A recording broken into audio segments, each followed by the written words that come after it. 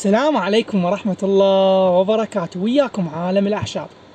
اليوم موضوعي باختصار عن المنتجات الأصلية والمنتجات المقلدة. أولا أنت من تاخذ منتج، أبسط مثال هو الكولاجين متوفر بالسوق ب5 ب6 وب7. اكو نوعيات اغلى، ولكن انت من تجيني لابو المحل تقولي لي اريد كولاجين، قال لك مثلا ب7000، قلت له ليش انا اخذه ب5؟ اريد ابو ال5، ما عندي ابو ال5، رحتي اخذت ابو ال5.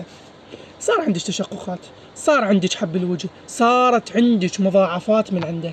لمتي منو؟ لمتي ابو المحل، جيتي علقتي الكولاجين كله مو زين. السبب مو بالكولاجين، السبب بيك، السبب ببخلك على نفسك.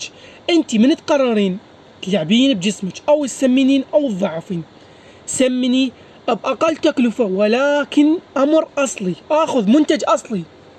مو عيب إني أدور شيء رخيص، ولكن أكو بديل إله.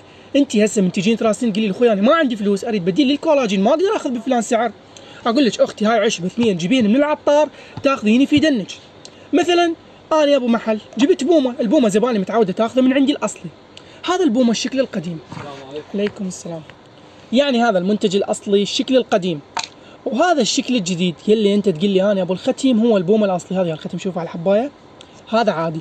اخذ الزبون رجع لي قال لي انا صار لي سنين اخذ من عندك، ما انطانا اي نتيجه. الحمد لله ما كان بيه اضرار جانبيه، ولكن مواده للتجربه كانت. شوف صديقي، مهما كان المنتج اللي تريد تاخذه، فكر قبل ما تاخذه. اولا بماده اللي عندك، ثانيا بالمصدر الموثوق. اكو هواي امور مختلفه غيرا عن المسمن او المنحف، تقدر تاخذ امور تضعفك او تسمنك بطريقه امنه.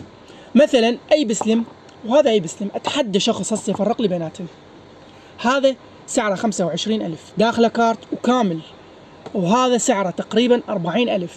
هذا نفس هذا بالضبط، اذا اخبطهن ما اعرف الفرق بيناتهم، ولكن هذا عادي هذا اصلي. باختصار المهم انك تركز تشتري من مصدر موثوق اكثر من ما كونك تدور الارخص. دور المصدر الموثوق. تحياتي لكم عالم الاعشاب.